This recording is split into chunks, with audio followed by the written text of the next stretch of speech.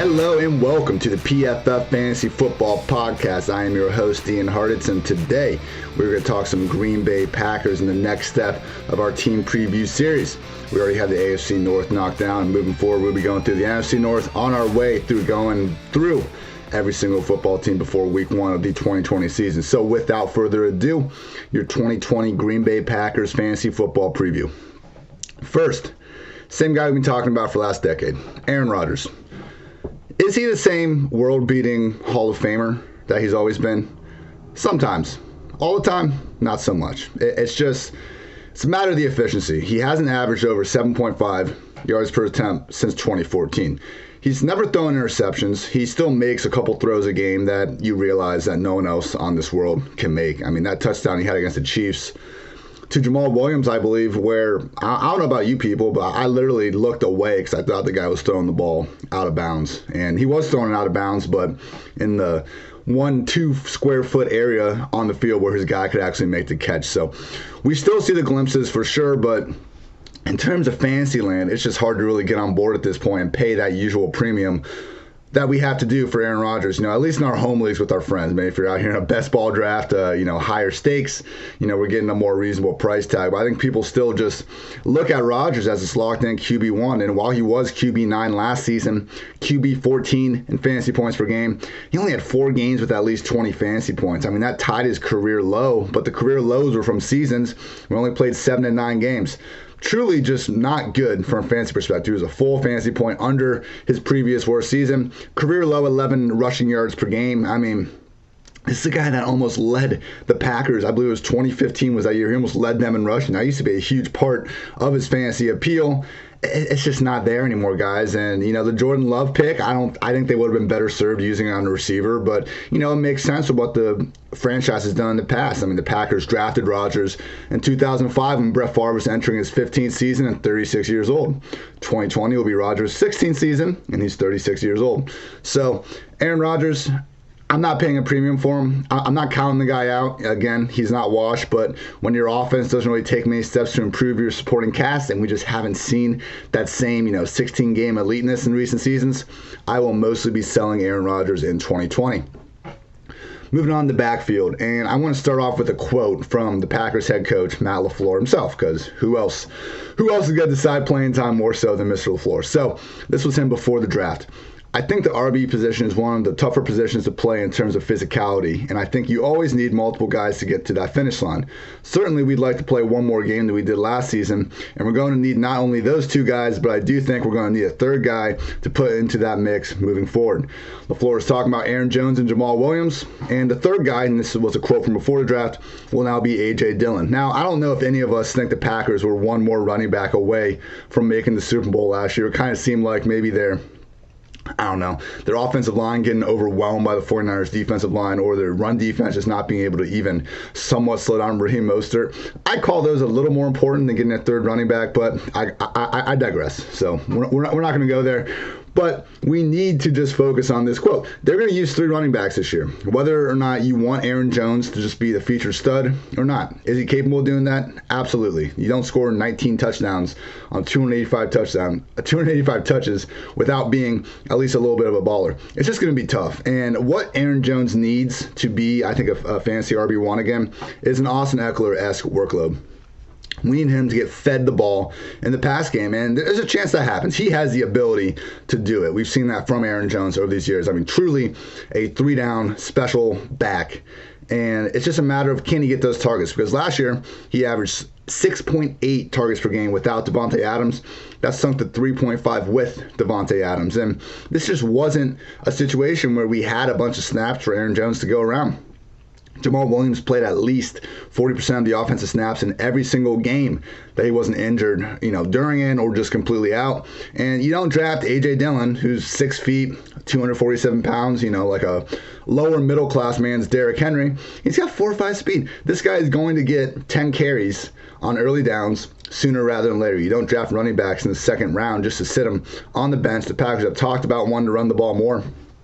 Jones needs to pretty much moonlight as their number 2 receiver, I think, to cash in on this top 10 fantasy hype he's getting, and he can do it. Again, last year, he had one game where he played at least more than 6 snaps in the slot or out wide. He had 7 catches, 159 yards, 2 touchdowns against the Kansas City Chiefs. Took a, sluggo, just roasted Anthony Hitchens for a long score, took a screen a long way. Dude is so dangerous in open field. It would make sense if they use him more as a receiver this year, particularly considering the lack of investments they made in their wide receiver and tight end room during the offseason, but tough to assume rational coaching in Green Bay. Now the wide receiver room, it's Davante Adams and it's everyone else, and Adams needs to be treated as anyone's idea of, the highest end wide receiver 1. I mean, last 4 years in PPR points per game, we've seen him finish wide receiver 10, wide receiver 9, wide receiver 1, and wide receiver 6 most recently. I know he's only surpassed 1,000 yards once, but he's only played 16 games twice. Focus on touchdowns, everyone. I don't like these arbitrary kind of yardage milestones we throw around all these times. Football's about winning points. Davante Adams finds the end zone better than just about anyone. And he gets chances to do so more than just about anyone. I mean, he was first in targets per game in 2018, second behind only Michael Thomas last year. There's a real chance that we see Adams finish as fantasy's wide receiver 1 in 2020, and his target total might just start with a 2 when it's all said and done. After him, Lazard is the prime candidate to be that number 2 receiver. Look, he's 6'3", 225 with 4.5 speed. He had some blow performances last year. Now, they were against the Giants and Lions pretty much, so didn't see him really pass along much of a floor. But, the things you hear from Rodgers, hey, Rodgers invited Lazard to Thanksgiving. Rodgers likes Lazard. Rodgers, complimented his attendance in voluntary meetings. I might have made up that last one, but, it's a bunch of things about Lazard and Rodgers that Rodgers just seems to like, which, hey, I'm not even saying that's a bad thing. I would much rather a quarterback like the wide receiver, but I think, expecting Lazard to be this true game breaker, probably asking a little much. Can he be a competent receiver here? Absolutely, but don't underestimate the chances of Devin Funchess coming in here and taking that number 2 job. First of all, the tight end jokes you're thinking about are rude and incorrect. I don't want to hear them. This guy averaged 4 catches, 50 yards, half a touchdown per game in 15 career games without Greg Olsen in Carolina. He goes to the Colts last year, and as he's dragging a dude to get past the first down marker on a pretty huge 4th down play, he breaks his collarbone, and he couldn't play the rest of the season. So, similar to like a Chris Herndon situation, we're getting just a big-time discount on a player that has flashed some talent, that's in a situation where you could get a ton of targets, but they're just free in fantasy right now pretty much because people are, still sad about being burned by him last year, even though the only reason they were burned last year was because of an injury. It wasn't like he was just healthy and couldn't get on the field. So don't sleep on Funchess. Marquez Valdes-Scantling, man, he's got that size-speed combo, but at this point, that chemistry with Rodgers so brutal, couldn't even get on the field down the stretch. Also got Jake Kumaro, Equanimous St. Brown, everyone's favorite, CFL, offseason darling, Reggie Bagleton. So keep an eye on that, but my favorites to emerge in 3 wide receiver sets, Adams, Lazard, and Funchess. At tight end, we got Jace Sternberger earning some, late round sleeper appeal, which, hey, it's fine. Again, him, Lazard, Funchess, these guys are so cheap, you might as well take darts on them. And Sternberger is 6'4", 251 pounds with some actual seam stretching ability. Guy had 48 catches for 832 yards and 10 touchdowns back at Texas A&M. I mean, anytime you see that sort of collegiate production from any tight end, you got to take notice. LaFleur did go out of his way to compliment his blocking. There's a chance we see Sternberger get a legit 3-down role in anyone's idea of an, unproven pecking order. Now, I went through the tight end position. He is one of 10 guys that I think could clearly emerge as their offense's number 3 pass game option. Now, that doesn't include, your Kelce's and Kittles. You were going to fight to be a number 1 guy, or even your Herndon and Noah Fant that could be a number 2 guy. So I'm not saying take Sternberger in that top 12 picks, but among tight ends, going outside the top 20 in fantasy drafts, you can definitely do worse than someone like Sternberger, who, again, has that chance to be one of Rodgers' top targets when it's all said and done.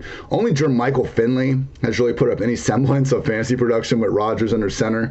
But, again, Sternberger is this type of guy that might possess some actual receiving traits, be able to make some noise out of the slot. Doesn't have many other people to throw to, so we'll see what happens. All right, so my verdict on these players, and moving forward, I'm just going to list I'll list the rank I have for these guys and then the player I have immediately before them, immediately after them. You can get these rankings all season long. PFF.com, use code FANTASY40, get 40% off my ranks and a bunch of other cool stuff. So Aaron Rodgers, I have as a QB 16. Again, he was QB 14 in fantasy points per game last year. This really shouldn't be that egregious of a ranking. I have him one ranking behind Matt Ryan, one spot ahead of Jared Goff. I have Aaron Jones as the RB13, one ranking behind Josh Jacobs, one ranking above James Conner. Obviously, he has the ability, but it's a 3 RB backfield, everyone. I wish it wasn't.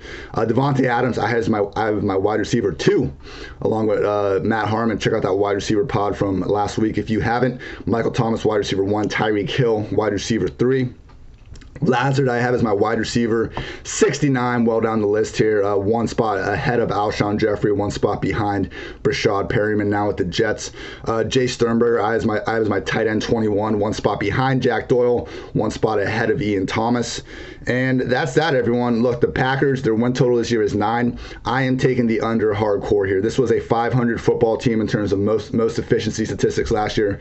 9-1 in one-score games. Like, this is not a stat that, is consistent from year to year.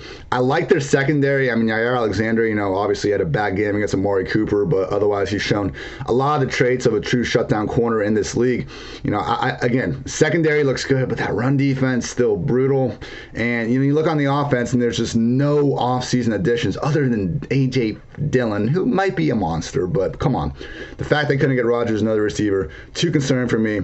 I got the under. I'm not really going out of my way to get these Packers fantasy assets this year, with the exception of Davante Adams. So thank you all for listening. I'm Ian Hartitz. This was the Green Bay Packers fantasy football team preview. Until next time, take care, everyone.